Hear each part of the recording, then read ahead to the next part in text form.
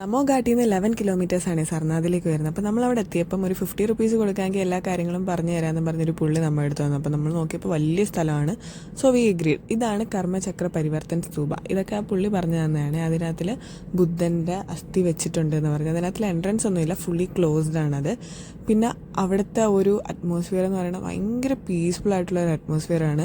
ഞാൻ പിന്നെ അവിടെ പോയപ്പോഴും കുറേ നേപ്പാളികളെയൊക്കെയാണ് ഞാൻ അവിടെ കൂടുതലായിട്ടും കണ്ടത്. പിന്നെ ഈ കാണുന്നതാണ് ശ്രീലങ്കൻ ടെമ്പിൾ. ഇവിടുത്തെ ഓരോ ബിൽഡിങ്ങിൻ്റെയും മാനുഫാക്ചറിങ് ഒക്കെ ആണെങ്കിലും അതിൻ്റെ കൺസ്ട്രക്ഷൻ ഒക്കെ ആണെങ്കിലും കാണാൻ നല്ല ഭംഗിയായിരുന്നു. ഓരോ ബിൽഡിങ്ങിൻ്റെ അകത്തും ബുദ്ധൻ്റെ ഓരോ സ്റ്റാച്യൂസും കാര്യങ്ങളൊക്കെ വെച്ചിട്ടുണ്ട്. സർനാഥ് എന്ന് പറയുന്നത് ബുദ്ധൻ്റെ 8 പിൽഗ്രിമേജ് ആയിട്ടുള്ള ഒരെണ്ണമാണ് സർനാഥ് എന്നാണ് പറയപ്പെടുന്നത്. ഇവിടെ വന്നപ്പോൾ കറക്റ്റ് എനിക്ക് എന്താ പറയുക, നേപ്പാളിലൊക്കെ ഉള്ളൊരു ആ ഒരു ബുദ്ധിസ്റ്റ് ടെമ്പിളിൽ വന്ന ആ ഒരു ഫീലാണ് എനിക്ക് കിട്ടിയത്. നമ്മുടെ മൈൻഡൊക്കെ ഭയങ്കര ഫ്രീ ആയിട്ട് ഭയങ്കര റിലാക്സ്ഡ് ആവും നമ്മൾ. അത് സത്യം പറഞ്ഞാൽ ഇവിടെ വന്നാലേ ആ ഒരു ഫീല് മനസ്സിലാകത്തുള്ളൂ. പിന്നെ ഇതിൻ്റെ അടുത്ത് തന്നെ വേറെ ഒരു ബുദ്ധിസ്റ്റ് ടെമ്പിളോടുണ്ടായിരുന്നു.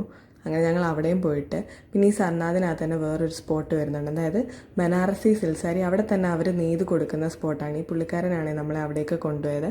അവിടെ നിന്ന് ഞങ്ങൾ 2 സിൽക്ക് സാരിയൊക്കെ മേടിച്ചു. അകത്തേക്ക് ക്യാമറ അലൗഡ് അല്ലായിരുന്നു. ഇവിടെ നിന്ന് ആൾക്കാർ ഹോൾസെയിലായിട്ട് എടുത്തുകൊണ്ട് പോകാറാണ് പതിവ്. ഇപ്പോൾ പുറത്തെ റേറ്റ് കൂടുതലായിരിക്കും. ഇതാണ് ഡിയർ പാർക്ക്. പിന്നെ നമ്മളിപ്പോൾ കണ്ടുകൊണ്ടിരിക്കുന്നതാണ് സർനാഥ് മ്യൂസിയം എന്ന് പറയുന്നത്. ഈ മ്യൂസിയത്തിനകത്താണ് നമ്മുടെ റിയൽ അശോക സ്തൂപം ഇരിക്കുന്നത്. അതൊക്കെ കണ്ട് വെയിൽ കൂടുന്നത് കൊണ്ട് ഞങ്ങൾ റൂമിലേക്ക് പോയി.